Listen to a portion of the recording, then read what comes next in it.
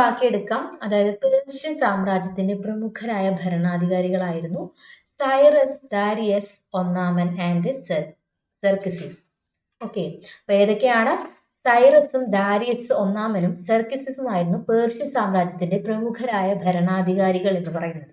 അപ്പൊ പേർഷ്യൻ ഭരണ സംവിധാനം എങ്ങനെയാണെന്ന് നോക്കിക്കഴിഞ്ഞാൽ, ഭരണ സൗകര്യത്തിനായി വിശാലമായ സാമ്രാജ്യത്തെ നിരവധി സത്രപി അഥവാ പ്രവിശ്യകളായിട്ട് വിഭജിച്ചിരുന്നു. ഓക്കെ, പേർഷ്യൻ ഭരണ സംവിധാനത്തിലെ ഒരു കാര്യം എന്താന്ന് വെച്ചാല് അവര് ഭരണ സൗകര്യത്തിനായിട്ട് സാമ്രാജ്യങ്ങളെ സത്രപി അഥവാ പ്രവിശ്യകളായിട്ട് വിഭജിച്ചിരുന്നു. ഇനി ഈ സത്രപികളെ ആരുടെ കീഴിലായിരുന്നു, അല്ലെങ്കിൽ ഈ പ്രവിശ്യകളൊക്കെ ആരുടെ കീഴിലാണെന്ന് ചോദിച്ചു കഴിഞ്ഞാൽ അവിടുത്തെ ഗവർണർമാർ എന്നറിയപ്പെടുന്ന സത്രപുകളുടെ കീഴിലായിരുന്നു. ആരുടെ കീഴിലാണ്? സത്രപുകളുടെ കീഴിലായിരുന്നു. അപ്പൊ സത്രപ് എന്നറിയപ്പെടുന്നത് സത്രപികളിലെ ഗവർണർമാരുടെ പേരാണ് സത്രപ് എന്ന് പറയുന്നത്. ഇനി സത്രപ്മാർ രാജാവിന്റെ നിയമങ്ങളും നികുതി സമ്പ്രദായങ്ങളും സത്രപികളിൽ നടപ്പിലാക്കി. ഓക്കെ, അപ്പൊ ഈ പ്രവിശ്യകളിൽ, അതായത് സത്രപികളില് അവിടുത്തെ ഗവർണർമാരായിട്ടുള്ള സത്രപുകൾ എന്തു ചെയ്തു? രാജാവിന്റെ നിയമങ്ങളും നികുതി സമ്പ്രദായങ്ങളും നടപ്പിലാക്കി. ഇനി സരതുഷ്ട്ര ദർശനം. ഓക്കെ, സരതുഷ്ട്ര ദർശനം എന്ന് പറയുന്നത് പേർഷ്യയിലാണ് സരതുഷ്ട്ര ദർശനം രൂപം കൊണ്ടത്. അതായത് സൊറാസ്ട്രിയൽ മതം എന്നൊക്കെ പറയപ്പെടുന്ന സാധനമാണ് ടെക്സ്റ്റ് ബുക്കിൽ സരതുഷ്ട്ര ദർശനം എന്നൊക്കെ പറഞ്ഞ് തന്നിട്ടുള്ളത്. അപ്പൊ നമുക്ക് നോക്കാം സരതുഷ്ട്ര ദർശനം എന്ന് പറയുന്നത്. സരതുഷ്ട്രയാണ് സ്ഥാപകൻ. ആരാണ് സ്ഥാപകൻ? സരതുഷ്ട്രയാണ് സ്ഥാപകൻ. ഓക്കെ, എന്താണ്? സരതുഷ്ട്രയാണ് സരതുഷ്ട്ര ദർശനത്തിന്റെ സ്ഥാപകൻ എന്ന് പറയുന്നത്. അവരവിടെ അഹുരമസ്ത, എന്താണ്? അഹുരമസ്ത എന്ന് വിളിക്കപ്പെട്ട ഏകദൈവത്തിൽ വിശ്വസിച്ചു പോകുന്നു. നമ്മുടെ സൊറാസ്ട്രിയൻ മതമാണ്, അതിന് സരതുഷ്ട്ര ദർശനം എന്നാണ് SCERT കൊടുത്തിട്ടുള്ളത്. അതിന് നമ്മൾ അഹുരമസ്ത എന്ന ഏകദൈവത്തിൽ വിശ്വസിച്ച് വന്നവരാണ് സരതുഷ്ട്രർ എന്ന് പറയുന്നത്. ഇനി സെന്റ് അവസ്ഥയായിരുന്നു അവരുടെ മതഗ്രന്ഥം. അപ്പൊ സരതുഷ്ട്ര ദർശനവുമായി ബന്ധപ്പെട്ട മതഗ്രന്ഥം ഏതാ ചോദിച്ചു കഴിഞ്ഞാൽ സെന്റ് അവസ്ഥയാണ്. ഓക്കെ, നമുക്കറിയാം പേർഷ്യൻ സംസ്കാരം എന്ന് പറയുന്നത് ഇറാനിലാണ്. ഓക്കെ, ആ ഇറാനിലാണ് സൊറാസ്ട്രിയൻ മതം അഥവാ സരതുഷ്ട്ര ദർശനം കാണുന്നത്. അതിന്റെ ബുക്കാണ് എന്ത് പറയുന്നത്? സെന്റ് അവസ്ഥ എന്ന് പറയുന്നത്. അവര് വിശ്വസിച്ചിരുന്ന ഏകദൈവമായിരുന്നു അഹുരമസ്ത എന്ന് പറയുന്നത്. അപ്പൊ സരതുഷ്ട്ര ദർശനത്തിന്റെ സ്ഥാപകൻ സരതുഷ്ട്രയാണ്. ഈ കാര്യങ്ങളോട് പഠിച്ചു പോവുക. അടുത്തത് റോമൻ സാമ്രാജ്യമാണ്. നോക്കാം നമുക്ക്. ഇറ്റലി റോമ സാമ്രാജ്യത്തിന്റെ ഭാഗമായിരുന്നു. ഓക്കെ, ഇറ്റലി ഏത് സാമ്രാജ്യത്തിന്റെ ഭാഗമായിരുന്നു? റോമൻ സാമ്രാജ്യത്തിന്റെ അല്ലെങ്കിൽ റോമ സാമ്രാജ്യത്തിന്റെ ഭാഗമായിരുന്നു. പാശ്ചാത്യ നാഗരികതയുടെ ജന്മസ്ഥലമായാണ് റോമ നഗരം കണക്കാക്കുന്നത്. എന്താണ്? പാശ്ചാത്യ നാഗരികതയുടെ ജന്മസ്ഥലമാണ് റോമൻ നഗരം. ഓക്കെ, ഇമ്പോർട്ടൻ്റ് ആണ് പാശ്ചാത്യ നാഗരികതയുടെ ജന്മസ്ഥലം. എല്ലാ പാതകളും റോമിലേക്ക് എന്ന പ്രയോഗം തന്നെ ഈ സാമ്രാജ്യത്തിന്റെ പ്രാധാന്യം സൂചിപ്പിക്കുന്നു. അപ്പൊ എന്താണ്? എല്ലാ പാതകളും റോമിലേക്ക്, അതായത് പാശ്ചാത്യ നാഗരികതയുടെ ജന്മസ്ഥലമാണ് നമ്മുടെ റോം എന്ന് പറയുന്നത്. ആദ്യകാലങ്ങളിൽ റോമിൽ രാജഭരണമായിരുന്നു നിലനിന്നത്. എന്നാൽ കാലക്രമേണ എന്ത് ചെയ്തു? കലാപങ്ങൾ ഉണ്ടായത്. അതായത് പ്രജാ താല്പര്യ അല്ലാത്ത ഭരണാധികാരികൾക്കെതിരെ കലാപങ്ങൾ ഉയർന്നു വരികയും BCE 6-ാം നൂറ്റാണ്ടിൽ രാജഭരണം അവസാനിക്കുകയും ചെയ്തു. തുടർന്ന് റിപ്പബ്ലിക് എന്ന പുതിയൊരു ഭരണ സംവിധാനം റോമിൽ നിലവിൽ വന്നു. പുരാതന റോമിന്റെ ചരിത്രത്തിലെ പ്രധാന വഴിത്തിരിവായിരുന്നു റിപ്പബ്ലിക്കിന്റെ ഉദയം എന്ന് പറയുന്നത്. അപ്പൊ റിപ്പബ്ലിക്കൻ എന്നൊരു ഭരണ സംവിധാനം ഉടലെടുത്തത് എവിടെ നിന്നാണ്? റോമിൽ നിന്നാണ്. ഓക്കെ, ഇമ്പോർട്ടൻ്റ് ആണത്. ഇപ്പൊ റോം എന്ന് പറയുന്നത് പാശ്ചാത്യ നാഗരികതയുടെ ജന്മസ്ഥലമാണ്. എല്ലാ പാതകളും റോമിലേക്ക് എന്ന് പറയുന്ന ഒരു പ്രയോഗം തന്നെ ഈ പാശ്ചാത്യ നാഗരികതയുടെ സ്ഥലമാണ് റോം എന്ന് സൂചിപ്പിക്കുന്നു. ഓക്കെ, പിന്നീട് ആദ്യം രാജഭരണമാണെങ്കിലും പിന്നീട് പ്രജാ താല്പര്യർ അല്ലാത്ത ഭരണാധികാരികൾക്കെതിരെ കലാപങ്ങൾ ഉയർന്നു വന്ന് BCE 6-ാം നൂറ്റാണ്ട് രാജഭരണം അവസാനിച്ച് റിപ്പബ്ലിക് എന്നൊരു ഭരണ സംവിധാനം റോമിൽ നിലവന്നു. അതോടുകൂടി റോമിന്റെ മുഖം മാറുകയാണ്. എന്താന്ന് നോക്കാം. റിപ്പബ്ലിക്കൻ ഭരണ സംവിധാനത്തിന് രാജാവിന് പകരം കോൺസൽ എന്നറിയപ്പെട്ടിരുന്ന തിരഞ്ഞെടുക്കപ്പെട്ട ഉദ്യോഗസ്ഥർക്കായിരുന്നു ഭരണ ചുമതല. ഓക്കെ, അവിടെ ആര് ഭരിക്കലുണർത്തി? കോൺസൽ എന്ന് പറഞ്ഞ തിരഞ്ഞെടുക്കപ്പെട്ട ഉദ്യോഗസ്ഥർ ഭരിക്കലുണർത്തി. ഇനി എന്ത് സംഭവിച്ചു നോക്കിയാ, BCE 1-ാം നൂറ്റാണ്ടിൽ റോമൻ റിപ്പബ്ലിക്കന്റെ കോൺസൽ പദവി വഹിച്ചിരുന്ന ജൂലിയസ് സീസർ റിപ്പബ്ലിക്കൻ ഭരണരീതി അവസാനിപ്പിച്ച് ഏകാധിപതിയായി അധികാരം കൈയടക്കി. ഓക്കെ, അപ്പോൾ നമുക്കറിയാം റിപ്പബ്ലിക് എന്ന ഭരണ സംവിധാനം റോമിൽ നിലവിൽ വന്നു. അത് പ്രകാരം രാജാവിന് പകരം കോൺസൽ എന്നറിയപ്പെടുന്ന ഒരു ഉദ്യോഗസ്ഥൻ വരികയാണ്. ആ ഉദ്യോഗസ്ഥൻ പിന്നീട് എന്തായി?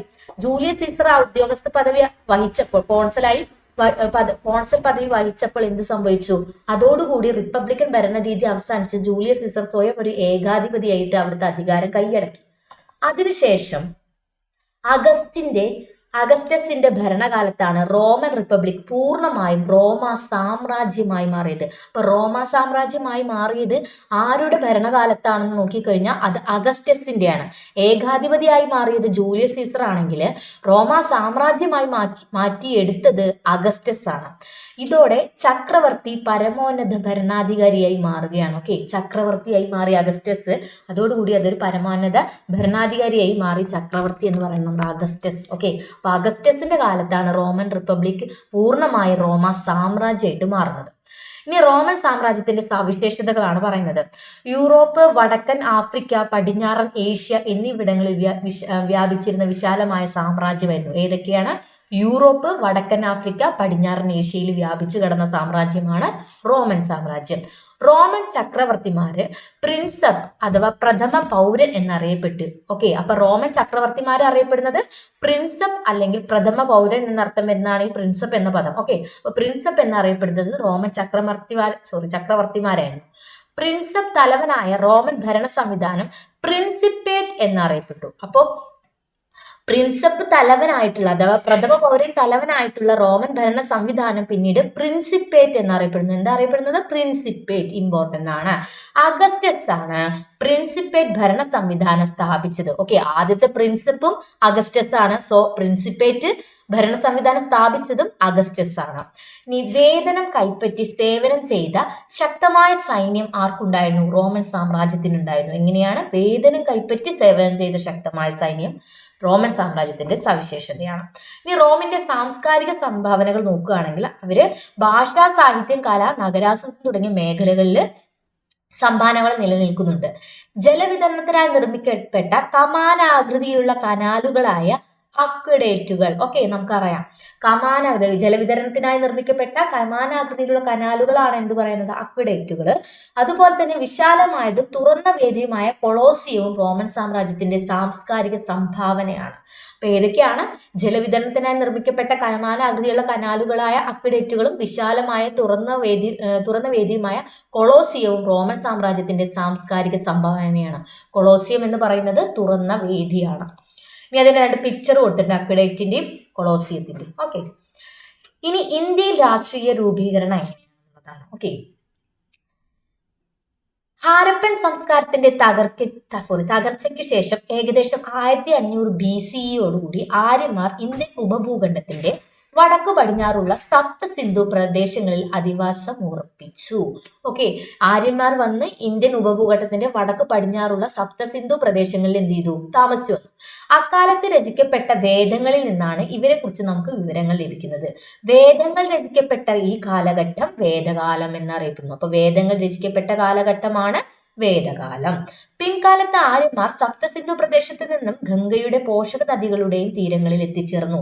ഇരുമ്പിന്റെ കണ്ടുപിടുത്തവും ഉപയോഗവും കൃഷിയുടെ വ്യാപനത്തിനും ഉൽപാദന വർധനവിനും കാരണമായി.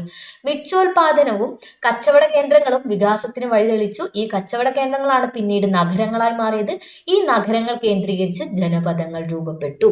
ഓക്കെ, അപ്പൊ ആദ്യം കച്ചവട കേന്ദ്രങ്ങളാണ് എന്തായി മാറുന്നത്? നഗരങ്ങളായിട്ട് മാറുന്നത്. ഈ നഗരങ്ങൾ പിന്നീട് എന്തായി മാറി? ജനപദങ്ങളായിട്ട് മാറുകയാണ്. അപ്പൊ നമുക്ക് എന്താ ഈ ജനപദങ്ങൾ എന്നുകൊണ്ട് അർത്ഥമാക്കണം എന്ന് നോക്കാം. ജനപദം എന്നാൽ ജനം അധിവസിച്ച സ്ഥലം. എന്താണ് ജനപദം എന്ന വാക്കിനർത്ഥം? ജനം അധിവസിച്ച സ്ഥലം. വിഭവങ്ങൾ ലഭ്യമായ ഇടങ്ങളിൽ കൃഷിയിടങ്ങളും താമസ മേഖലകളും രൂപപ്പെടുത്തിയ ജനങ്ങൾ അവിടെ താമസിച്ചു. ഇങ്ങനെയാണ് ജനപദങ്ങൾ രൂപപ്പെട്ടത്. ഇമ്പോർട്ടന്റ് ആണ്. ജനപദങ്ങൾ എന്ന് പറഞ്ഞാൽ ജനം അധിവസിച്ച സ്ഥലം എന്നാണ് അർത്ഥം. ഇമ്പോർട്ടന്റ്. ഇനി ജനപദങ്ങളിൽ നിന്നും മഹാജനപദങ്ങളിലേക്കാണ്. അതായത് പുരാതന ഇന്ത്യയിൽ രൂപം കൊണ്ട നഗരങ്ങൾ കേന്ദ്രീകരിച്ചാണ് ജനപദങ്ങൾ രൂപപ്പെട്ടതെന്ന് കണ്ടല്ലോ. ഫലഭൂഷ്ഠിതമായ നദീതടങ്ങളും സമൃദ്ധമായ വനമേഖലകളും ചില ജനപദങ്ങളെ കൂടുതൽ ശക്തമാക്കി. അപ്പൊ ചില ജനപദങ്ങൾ എന്ത് ചെയ്തു? കൂടുതൽ ശക്തമായിട്ട് ഉയർന്നു വന്നു. സമീപ പ്രദേശത്തുള്ള ജനപദങ്ങളെ കീഴടക്കിയ പ്രബലമായ ജനപദങ്ങളെയാണ് മഹാജനപദങ്ങളായി പരിണമിച്ചത്.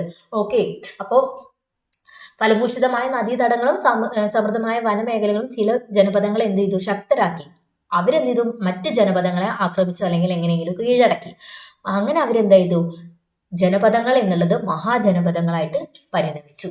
മഹാജനപദങ്ങളുടെ കാലം ഇന്ത്യയിലെ രണ്ടാം നഗരവൽക്കരണം എന്നാണ് അറിയപ്പെട്ടിരുന്നത്. ഓക്കെ, മഹാജനപദങ്ങളുടെ കാലം എന്താണ് അറിയപ്പെടുന്നത്? ഇന്ത്യയിലെ രണ്ടാം നഗരവൽക്കരണം എന്നാണ് അറിയപ്പെടുന്നത്. ഇമ്പോർട്ടൻ്റ് ആണ്. നമ്മൾ പ്രീവിയസ് കണ്ടു എന്താണ് ഒന്നാം നഗരവൽക്കരണം എന്നുള്ളത്. ക്ലാസ്സുകൾ കേട്ടവർക്ക് മനസ്സിലായിട്ടുണ്ടാവും. ഇത് ഞാൻ റിപ്പീറ്റ് അടിക്കുന്നില്ല. അപ്പൊ മഹാജനപദങ്ങളുടെ കാലം ഇന്ത്യയിലെ രണ്ടാം നഗരവൽക്കരണം എന്നാണ് അറിയപ്പെടുന്നത്. ഇനി മഗധ. BCE 6-ാം നൂറ്റാണ്ടിൽ ഇന്ത്യയിൽ നിലനിന്ന 16 മഹാജനപദങ്ങളിൽ പ്രബല ശക്തിയായി മാറിയതാണ് മഗധ എന്ന് പറയുന്ന മഹാജനപദം. അപ്പോൾ 16 മഹാജനപദമാണ് ഇന്ത്യയിൽ ഉണ്ടായിരുന്നത്. എത്രയാണ്? 16 മഹാജനപദം. അതായത് കമ്പോജം, ഗാന്ധാരം, മഗധ, അംഗം, വഞ്ചി, മല്ല, കാശി, വത്സര, കോസലം, ചേതി, പാഞ്ചാലം, അശ്മകം, അവന്തി, ശൂരസേന, കുരു, മത്സ്യ എന്നിവയാണ് 16 മഹാജനപദങ്ങൾ. ഇതൊന്നും നമുക്ക് ഓർമ്മയില്ലെങ്കിലും 16 മഹാജനപദങ്ങൾ ഉണ്ടെന്നും അതിൽ ഏറ്റവും പ്രബല ശക്തി മഗധയാണെന്നുള്ള കാര്യം നമ്മൾ ഓർത്തു വെക്കുക.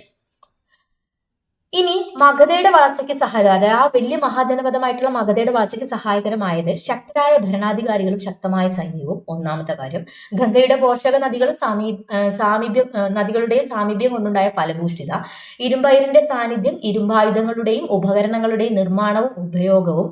കാർഷിക മേഖലയിലും വാണിജ്യ രംഗത്തും ഉണ്ടായ പുരോഗതി. ഓക്കെ, തുടക്കത്തിൽ രാജഗ്രഹയും അതായത് ബീഹാറിലെ രാജ്ഗീർ, പിന്നീട് പാടാലിപുത്രവും പാറ്റ്ന ആയിരുന്നു മഗധയുടെ തലസ്ഥാനം. അപ്പൊ മഗധയുടെ ആദ്യകാല തലസ്ഥാനം ഏതായിരുന്നു ചോദിച്ചു കഴിഞ്ഞാൽ രാജഗ്രഹയാണ്. രാജഗ്രഹ എന്ന് പറയുന്നത് ബീഹാറിലെ രാജ്ഗീർ എന്ന് പറയുന്ന സ്ഥലമാണ്. രാജഗ്രഹ അതായിരുന്നു മഗധയുടെ ആദ്യ തലസ്ഥാനം എന്ന് പറയുന്നത്. പിന്നീട് പാടാലിപുത്രം, അതായത് പാറ്റ്നയുടെ പഴയ പേരാണ്. പാറ്റ്ന എന്ന് പറയുന്നത് നമുക്കറിയാം ബീഹാറിന്റെ തലസ്ഥാനമാണ് പാറ്റ്ന എന്ന് പറയുന്നത്. ആ പാറ്റ്നയുടെ പഴയ പേരാണ് എന്ത്? പാടാലിപുത്രം എന്ന് പറയുന്നത്. ആ പാടാലിപുത്രമായിരുന്നു മഗധയുടെ പിന്നീടുള്ള തലസ്ഥാനം എന്ന് പറയുന്നത്. ഓക്കെ, ഇനി മഗധയിലെ പ്രധാന ഭരണാധികാരികളായിരുന്നു ബിംബിസാരൻ, അജാതശത്രു, മഹാപത്മനന്ദൻ, ധനനന്ദൻ. ഓക്കെ, ബിംബിസാരൻ, അജാതശത്രു, മഹാപത്മനന്ദൻ, ധനനന്ദൻ എന്നിവ. ഓക്കെ, ഇവരായിരുന്നു പ്രധാന ഭരണാധികാരികൾ എന്ന് പറയുന്നത്. ഇനി മൗര്യ സാമ്രാജ്യമാണ്. ഇമ്പോർട്ടന്റ് ആണ്. എന്താണ് മൗര്യ സാമ്രാജ്യം എന്നുള്ളത്? BCE 321 എന്നാണ്. BCE 321 മഗധയിലെ ഭരണാധികാരിയായിരുന്ന ധനനന്ദനെ പരാജയപ്പെടുത്തി ചന്ദ്രഗുപ്ത മൗര്യൻ മഗധയുടെ അധികാരം പിടിച്ചെടുത്തു. അതുകൂടി മഗധ എന്തായി മാറി? മൗര്യ സാമ്രാജ്യമായിട്ട് മാറുകയാണ്. അപ്പോൾ അവസാന ഭരണാധികാരിയായിരുന്നു മഗധയിലെ ആര്? ധനനന്ദൻ. അത് നമ്മൾ മനസ്സിലാക്കി വെക്കുക. ഓക്കെ, പ്രധാന ഭരണാധികാരി ഏറ്റവും അവസാനത്തെ ധനനന്ദനെയാണ് ആര് പരാജയപ്പെടുത്തിയത്? ചന്ദ്രഗുപ്ത മൗര്യൻ പരാജയപ്പെടുത്തിയിട്ട് മൗര്യ സാമ്രാജ്യം സ്ഥാപിക്കുന്നത്. എന്നാണ്? BCE 321. ഓക്കെ, മഗധയോടൊപ്പം സമീപ പ്രദേശങ്ങൾ കൂട്ടിച്ചേർത്ത് മൗര്യ രാജ്യം സ്ഥാപിച്ചത് ചന്ദ്രഗുപ്ത മൗര്യനാണ്. ഇനി ഇങ്ങനെ മഗധയെ മൗര്യ രാജ്യമാക്കി മാറ്റാനായിട്ട് അദ്ദേഹത്തെ സഹായിച്ചതാണ് ആരെന്ന് പറയുന്നത്? അദ്ദേഹത്തിന്റെ മന്ത്രിയായിരുന്ന കൗഡില്യൻ അഥവാ ചാണക്യൻ. ഓക്കെ, നമുക്ക് ഇമ്പോർട്ടന്റ് ആണ് കൗഡില്യൻ. ഓക്കെ, ചന്ദ്രഗുപ്ത മൗര്യന്റെ മന്ത്രിയായിരുന്നു ആര് പറയുന്നത്? കൗഡില്യൻ അഥവാ ചാണക്യൻ എന്ന് പറയുന്നത്. നമുക്കറിയാം കൗഡില്യന്റെ അർത്ഥശാസ്ത്രത്തിൽ ചൂർണി എന്ന് അറിയപ്പെടുന്ന നദിയാണ് ഇതെന്ന് പറയുന്നത് പെരിയാർ എന്ന് പറയുന്നത് നമുക്കറിയാം. അപ്പോൾ കൗഡില്യൻ നമുക്ക് ഇമ്പോർട്ടന്റ് ആണ്. അപ്പോൾ ചന്ദ്രഗുപ്ത മൗര്യന്റെ മന്ത്രിയായിരുന്നു കൗഡില്യൻ അഥവാ ചാണക്യൻ. ഇനി മൗര്യ രാജ്യത്തിലെ മികച്ച ഭരണാധികാരി ആരായിരുന്നു ചോദിച്ചു കഴിഞ്ഞാൽ അത് അശോകനാണ്. ഓക്കെ, മൗര്യ രാജ്യത്തിലെ മികച്ച ഭരണാധികാരി ആരായിരുന്നു? അശോകനാണ്. അത് കാരണം കാശ്മീരും കലിംഗവും, അതായത് കലിംഗം എന്ന് പറയുന്നത് ഇന്നത്തെ ഒഡീഷയുടെ കടലോര പ്രദേശമാണ് കലിംഗം എന്ന് പറയുന്നത്, കീഴടക്കി രാജ്യത്തിന്റെ വിസ്തൃതി വർദ്ധിപ്പിച്ചത് ആരാണ്? അശോകനാണ്. ഓക്കെ, ചന്ദ്രഗുപ്ത മൗര്യനാണ് മൗര്യ സാമ്രാജ്യം കൊണ്ടുവന്നത് എങ്കിലും അതിന്റെ വിസ്തൃതി കൂട്ടിക്കൊണ്ട് അതിലെ മികച്ച ഭരണാധികാരിയായി മാറിയത് അശോകനാണ്. ഓക്കെ, ഇനി കൗഡില്യന്റെ അർത്ഥശാസ്ത്രമാണ്. മൗര്യരാജ്യത്തെക്കുറിച്ച് നമുക്ക് വിവരങ്ങൾ ലഭിക്കുന്നത് കൗടില്യൻ രചിച്ച അർത്ഥശാസ്ത്രത്തിൽ നിന്നാണ്. രാജാവ് ഭരണം നടത്തേണ്ടതും രാജ്യവിസ്തൃതി വർദ്ധിപ്പിക്കേണ്ടതും എങ്ങനെയാണെന്ന് ഈ കൃതിയിൽ വിവരിക്കുന്നുണ്ട്. രാജ്യത്തെ ആക്രമണങ്ങളിൽ നിന്ന് രക്ഷിക്കേണ്ട വിധം, നികുതി ഈടാക്കൽ എന്നിവയെക്കുറിച്ചും വിശദമായി ഉള്ള വിവരങ്ങളാണ് ഈ ഗ്രന്ഥത്തിലുള്ളത്. ഓക്കെ, അപ്പോൾ രാജാവ് ഭരണം നടത്തേണ്ടതും രാജ്യത്തിന്റെ വിസ്തൃതി വർദ്ധിപ്പിക്കേണ്ട കാര്യങ്ങളും രാജ്യത്തെ ആക്രമണങ്ങളിൽ നിന്ന് രക്ഷിക്കേണ്ട കാര്യവും നികുതി ഈടാക്കലും ഒക്കെയാണ് കൗടില്യന്റെ അർത്ഥശാസ്ത്രത്തിൽ പറഞ്ഞിട്ടുള്ളത്. ഇനി പ്രാചീന ഇന്ത്യയിലെ ദർശനങ്ങൾ എന്നാണ്. ഓക്കെ, പ്രാചീന ഇന്ത്യയിലെ ദർശനങ്ങളാണ്. അതിൽ ഫസ്റ്റ് തന്നെയാണ് ജൈനമതത്തെ കുറിച്ചിട്ടാണ് പറയുന്നത്. ഓക്കെ, ജൈനമതം BCE 6-ാം നൂറ്റാണ്ടിൽ ഇന്ത്യയിൽ രൂപം കൊണ്ട ദർശനമായിരുന്നു ജൈനമതം എന്ന് പറയുന്നത്. വർദ്ധമാന മഹാവീരനാണ് ജൈനമതം പ്രചരിപ്പിച്ചത്. ആരാണ് വർദ്ധമാന മഹാവീരനാണ് ജൈനമതം പ്രചരിപ്പിച്ചത്. ജൈനമതത്തിലെ 24-ാമത്തെ തീർത്ഥങ്കരനായിരുന്നു വർദ്ധമാന മഹാവീരൻ. അപ്പൊ ജൈനമതം സ്ഥാപിച്ചത് ആരാണ്? വർദ്ധമാന മഹാവീരനാണ്. അദ്ദേഹം 24-ാമത്തെ തീർത്ഥങ്കരനാണ്. ലൗകിക സുഖങ്ങളെ കീഴടക്കിയവൻ എന്ന അർത്ഥം വരുന്ന ജിനൻ എന്നും അദ്ദേഹം അറിയപ്പെട്ടിരുന്നു. അപ്പൊ വർദ്ധമാന മഹാവീരനാണ് ജിനൻ എന്നറിയപ്പെടുന്നത്. ജിനൻ എന്ന പദത്തിന് അർത്ഥം എന്താണ്? ലൗകിക സുഖങ്ങളെ കീഴടക്കിയവൻ എന്നാണ്. ഇമ്പോർട്ടന്റ്, ഇവിടുന്ന് തന്നെ പഠിച്ചു പോവുക. ജിനൻ ലൗകിക സുഖങ്ങളെ കീഴടക്കിയവൻ. വർദ്ധമാന മഹാവീരനാണ് ജൈനമതം സ്ഥാപിച്ച്, അദ്ദേഹമാണ് ജിനൻ എന്നറിയപ്പെട്ടിരുന്നത്. ഓക്കെ, ഇനി ജൈനമത ആശയങ്ങളാണ്. അപ്പൊ ഈ തീർത്ഥാങ്കരൻ എന്ന് പറഞ്ഞു നമ്മൾ, അതെന്താണ് തീർത്ഥാങ്കരൻ എന്ന് പറഞ്ഞു കഴിഞ്ഞാൽ ആ വാക്കിന്റെ അർത്ഥം സന്യാസത്തിലൂടെ ജ്ഞാനം നേടിയവർ എന്നാണ് തീർത്ഥകരർ എന്ന വാക്കിന്റെ അർത്ഥം. ഓക്കെ, ഇമ്പോർട്ടന്റ് ആണ്. സന്യാസത്തിലൂടെ ജ്ഞാനം നേടിയവർ എന്നാണ് തീർത്ഥകരർ എന്ന വാക്കിന്റെ അർത്ഥം. ജൈനമത വിശ്വാസ പ്രകാരം 24 തീർത്ഥകരന്മാരുണ്ടായിരുന്നു. അതിൽ 24-ാമത്തെ ആളാണ് നമ്മുടെ ജൈനമതം സ്ഥാപിച്ചിട്ടുള്ള വ്യക്തി. ഓക്കെ, ഇനി എല്ലാ വസ്തുക്കളും, ജൈനമതത്തിന്റെ ആശയങ്ങളാണ് എല്ലാ വസ്തുക്കൾക്കും ജീവനുണ്ട്, ജീവനുള്ള ഒന്നിനെയും ഉപദ്രവിക്കരുത്, അഹിംസ പറഞ്ഞിട്ടുണ്ട് ജൈനമത ആശയങ്ങളിൽ. കളവ് പറയരുത്, മോഷ്ടിക്കരുത്. ശരിയായ വിശ്വാസം, ശരിയായ അറിവ്, ശരിയായ പ്രവൃത്തി, ത്രിരത്നങ്ങൾ എന്നിവ അനുഷ്ഠിക്കുക. അപ്പൊ ത്രിരത്നങ്ങൾ എന്ന് പറയുന്നത് എവിടെ നിന്നുള്ള ആശയമാണ്? ജൈനമത ആശയമാണ് ത്രിരത്നങ്ങൾ. ഏതൊക്കെയാണ് ആ ത്രിരത്നങ്ങൾ എന്ന് ചോദിച്ചു കഴിഞ്ഞാൽ ശരിയായ വിശ്വാസം, ശരിയായ അറിവ്, ശരിയായ പ്രവൃത്തി. ഇമ്പോർട്ടന്റ് ആണ്, പഠിച്ചു പോവുക. അടുത്തത് ബുദ്ധമതം. പ്രാചീന ഇന്ത്യയിൽ രൂപം കൊണ്ട മറ്റൊരു പ്രധാന ദർശനമായിരുന്നു ബുദ്ധമതം എന്ന് പറയുന്നത്. ഗൗതമ ബുദ്ധനാണ് ബുദ്ധമതം സ്ഥാപിച്ചത്. ഓക്കെ, ബുദ്ധമതം സ്ഥാപിച്ചത് ഗൗതമ ബുദ്ധനാണ്. സിദ്ധാർത്ഥൻ എന്നായിരുന്നു അദ്ദേഹത്തിന്റെ യഥാർത്ഥ പേര്. എന്തായിരുന്നു ബുദ്ധന്റെ യഥാർത്ഥ പേരെന്തായിരുന്നു? ഗൗതമ ബുദ്ധന്റെ സിദ്ധാർത്ഥൻ എന്നായിരുന്നു യഥാർത്ഥ നാമം. ബീഹാറിലെ ബോധ്ഗയയിൽ വെച്ചിട്ടാണ് ജ്ഞാനോദയം നേടിയത്. ഓക്കെ, എവിടെ വെച്ചിട്ടാണ് ജ്ഞാനോദയം? ബീഹാറിലെ ബോധ്ഗയയിൽ വെച്ചിട്ടാണ് ഗൗതമ ബുദ്ധന് ജ്ഞാനോദയം ലഭിക്കുന്നത്. അതോടുകൂടിയാണ് ഈ സിദ്ധാർത്ഥൻ എന്തായി മാറിയത്? ഗൗതമ ബുദ്ധനായിട്ട്. അപ്പൊ ഗൗതമ ബുദ്ധനായി മാറിയത് ബീഹാറിലെ ബോധ്ഗയയിൽ വെച്ചിട്ട് ജ്ഞാനോദയം നേടിയപ്പോഴാണ്. ഇനി ബുദ്ധമത ആശയങ്ങൾ നോക്കുകയാണെങ്കിൽ ഹിംസിക്കാതിരിക്കുക, കളവ് പറയാതിരിക്കുക, സത്യസന്ധത പുലർത്തുക, അന്യരുടെ സ്വത്ത് ആഗ്രഹിക്കാതിരിക്കുക. ഹിംസിക്കാതിരിക്കുക, കളവ് പറയാതിരിക്കുക, സത്യസന്ധത പുലർത്തുക, അന്യരുടെ സ്വത്ത് ആഗ്രഹിക്കാതിരിക്കുക എന്നതൊക്കെ ബുദ്ധമത ആശയങ്ങളാണ്. ത്രിരത്നങ്ങള് ജൈനമത ആശയമാണ്, മാറിപ്പോവരുത്, ഇമ്പോർട്ടന്റ് ആണ്. ഇനി അടുത്തത് ചാർവാക ദർശനമാണ്. ഇന്ത്യയിൽ നിന്ന മറ്റൊരു ദർശനമായിരുന്നു ചാർവാക ദർശനം. ഓക്കെ, ഈ ദർശനം ലോകായത എന്നും അറിയപ്പെട്ടിരുന്നു. എന്താണ്? ചാർവാക ദർശനം അറിയപ്പെട്ടിരുന്ന പേരാണ് ലോകായത എന്ന് പറയുന്നത്. വിശ്വസിക്കുക എന്നതിനേക്കാൾ അന്വേഷിക്കുക എന്ന തത്വത്തിലാണ് ചാർവാക ദർശനം പ്രാധാന്യം നൽകുന്നത്. അപ്പൊ ഇന്ത്യയിൽ നിലനിന്ന മറ്റൊരു ജൈനമതം, ബുദ്ധമതം കണ്ടു, പിന്നുള്ളത് നമുക്ക് ചാർവാക ദർശനമാണ്. ചാർവാക ദർശനത്തിന് അറിയപ്പെട്ടിരുന്നത് ലോകായത എന്നാണ്. അതായത് വിശ്വസിക്കുക എന്നതിനേക്കാൾ അന്വേഷിക്കുക എന്ന തത്വത്തിലാണ് ചാർവാക ദർശനം പ്രാധാന്യം നൽകിയിരിക്കുന്നത്. ഇമ്പോർട്ടന്റ് ആണ്. അങ്ങനെ നമ്മുടെ ഈ പാഠം കഴിഞ്ഞു. 6-ാം ക്ലാസ്സിലെ 2ാമത്തെ സോഷ്യൽ സയൻസ് ചാപ്റ്റർ ഇതോടുകൂടി അവസാനിച്ചിരിക്കുന്നു. എല്ലാവരും നന്നായിട്ട് പഠിക്കാം.